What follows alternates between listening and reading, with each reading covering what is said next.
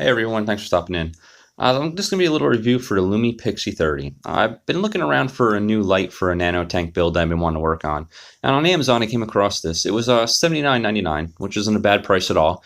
And it had a couple of features I was kind of interested in. It's actually a little heavier than I thought when it ended up coming in. So it's like not a bad thing. It's kind of one of those things where it's like, wow, if it's heavy, it must be expensive, right? But no, it wasn't. And let's open a box here and see what we're getting ourselves into. Came with some directions as soon as you come in, which is pretty good. And here's the light itself, and it's actually a fanless design, which reduces noise. It's one less thing to break, and it has a heat sink, and it's pretty much where all the weight is coming from. So it's definitely a high quality heat sink, which is great. Being it doesn't have a fan, it's one less thing to break. So that's definitely a good thing for longevity. And also helps out the LEDs with having a good heatsink. Now the ballast itself is pretty good. It's supposed to be water resistant. So the way it looks pretty good though. Definitely looks like a solid ballast. And then over here we actually have a remote. Now this is an infrared remote, so it's going to be a little different. I'm kind of curious how it works. And out here you have all your screws and stuff in order to put the light together, which looks pretty good. And then this is actually the bracket itself. And actually can be mounted two different ways for a rimless or a rimmed. But for the rimmed, it's actually the Euro bracing style, as you can see it in a picture right there. And actually is a 1-inch gap, which is really good. And it seems to be pretty solid. It's like aluminum powder coated black. And here are the arms right here. They actually slide for adjusting. Which is one good thing, especially for different sizes of tanks and everything like that, and different height features as well. And when you mount the light on top, you can slide it back and forth as well.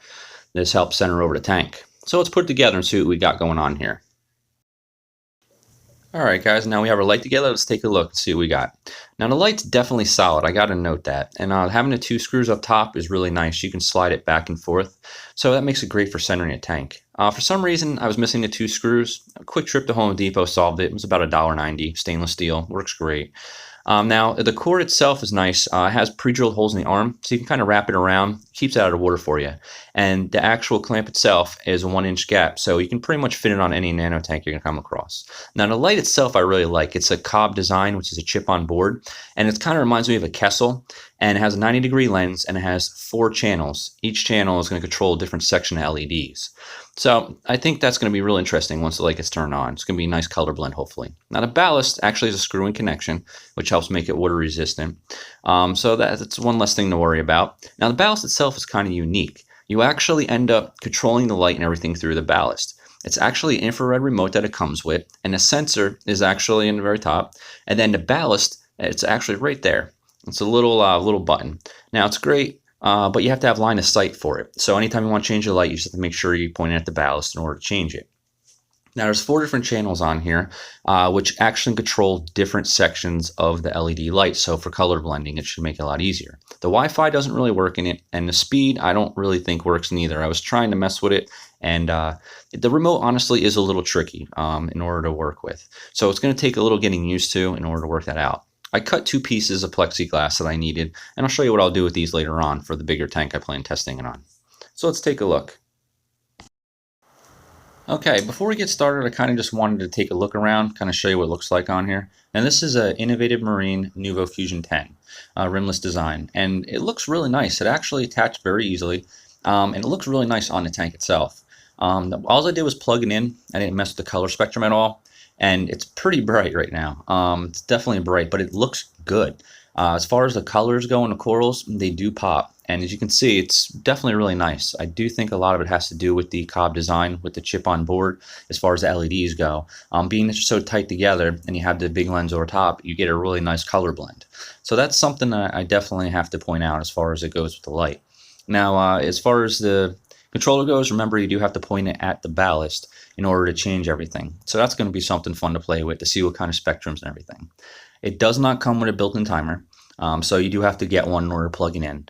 So, it's just one little thing, but it's not really a big thing at all, to be honest with you. And let's get ready to actually start messing with this thing and have some fun.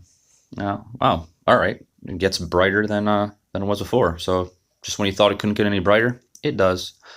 All right, so let's get to some power readings, guys. I'm sure it's what you're all waiting for. All right, now just before we get started, I'll just keep in mind, 30 to 50 is low par, 50 to 150 is medium, and anything over 150 will be high par. Now we're just below the surface right here, and we'll see what we get. Let's see, we're in the 300s, so we're definitely in high par range right now. And if you do notice, it does bounce around a little bit. It's because of the water, the way it shimmers, and it kind of reflects the light. So you're not going to get an exact solid number right off the bat. So you kind of take a couple of numbers, once it stabilizes, and you kind of see how it is. And you pretty much take an average of what it is. And it gives you a good ballpark exactly what the par is. Now here we're pretty much in the 200s, goes to 182. All right, well, let me move my hands in the way a little bit. All right, so 207, 203, 200, so pretty much 200 par. So we're still sitting in some high par ranges, which is great. Now I'm right down here at the bottom, and we'll end up seeing how we get here at the very bottom. Now we're in 130, 140, 29. All right, let's see, 138. So roughly we're in the 130s, 140s, which is good. So that's just below. It's still medium par, and you can pretty much put anything you want in your hammers, everything. It'll be actually really good. So that's definitely something good to look at. Now, the back corner. Let's check the very bottom back corner, and we'll see how this plays out. So hopefully we'll get some good par levels here as well, and we'll see. All right, what we got? 120, 116, 122, 19. So I'm going to say around about 120. So you're still in the medium par, so you can pretty much put anything. The way everything is right now, I could pretty much leave it if I want with this light above it. Now this is the top back wall. I'm kind of interested to see what this bird's nest has been getting hit with. Let's see, 185 roundabout. So that's still pretty good for the back wall over there. Definitely still considered a high par area over there. Now with this right here, I end up turning down the white LEDs. So it's actually a 20K. So we'll see what we get with this right here.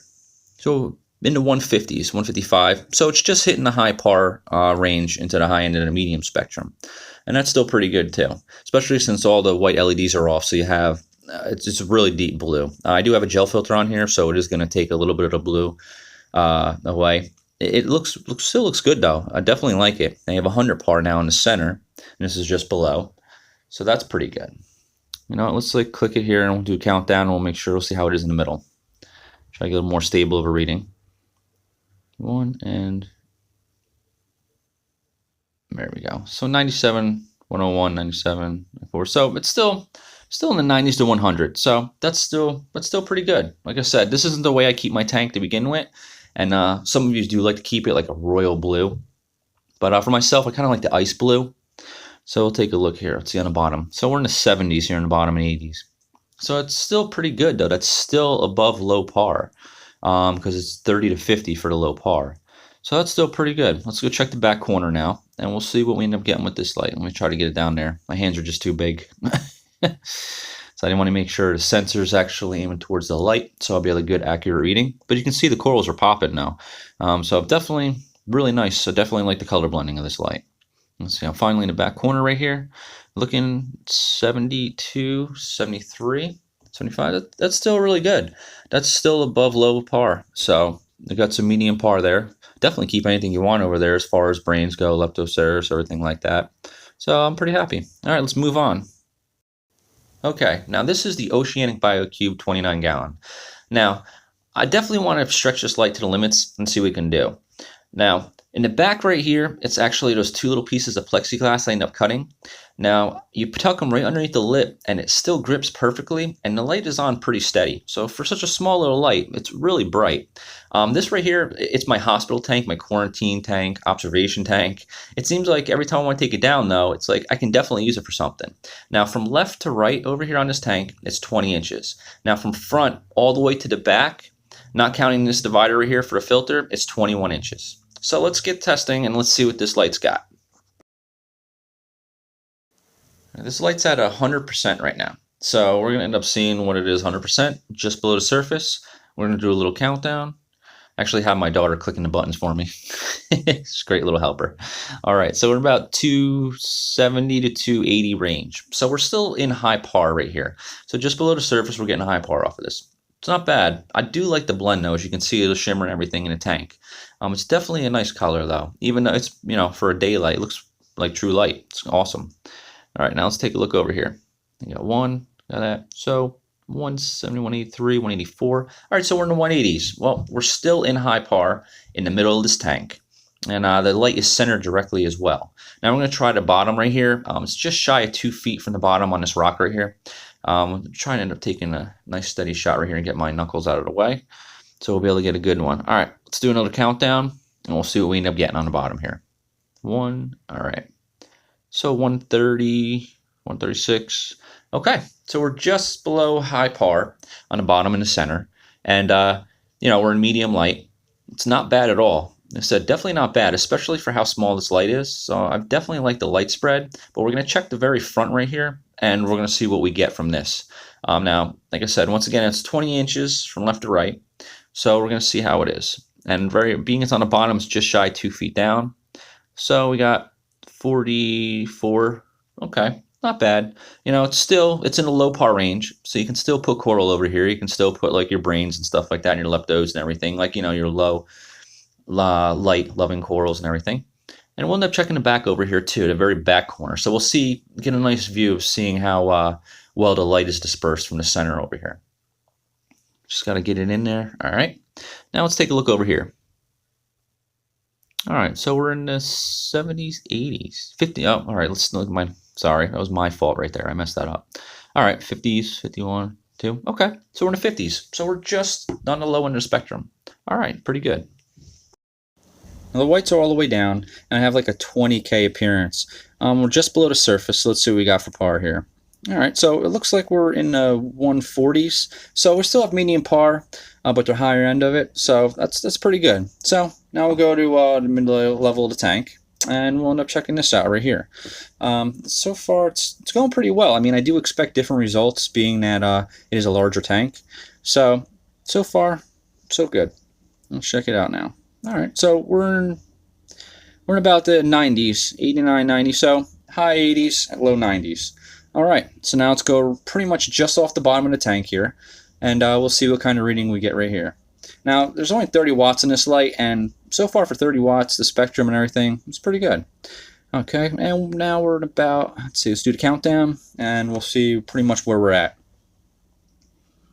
All right, so we're in the high 40s, low 50s, so we're teetering pretty much on the low par. So that's still pretty good. Like I said, you can still put a bunch of different stuff down there. Now let's go to the outskirts of it, to the corner of the tank. See what we're looking at. We're looking at about 30 par, 36. So we still are at the lower end as far as low par goes. I'm going to go in the back corner over here, and we'll see what we get over here. All right. About the same, pretty much, in the 30. So pretty much in the lower par range as well. All right. Just a couple more things before we go. Sorry guys, I know the video might be getting long. It doesn't fit on a standard 10-gallon tank, but if you do turn it sideways, you could probably have a really cool peninsula tank with this light. Another thing to note too is when I was doing my par test, I had the whites turned down all the way. If I only click them down 3 times, I get like the ice blue I refer to it as, like a 12K. You actually would get an additional 20 par. So in the very top and middle of the tank, if it was 150, you'd be getting about 170. The very bottom of the tank, I found you would only get like additional 10 par. So just to keep that in mind if you guys are curious about that. Now, as far as the remote goes, I have to give the company a lot of credit. I have reached out to them numerous times, and they were very quick to get back to me.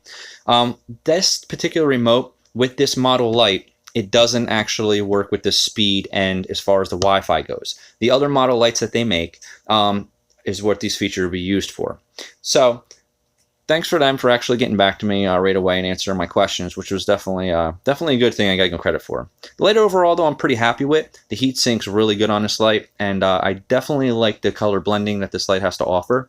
And I definitely look forward to using this light over a nano tank. So with that, I hope I helped you guys out, and thanks for sticking along with me and watching the whole video. Once again, guys, thanks for watching.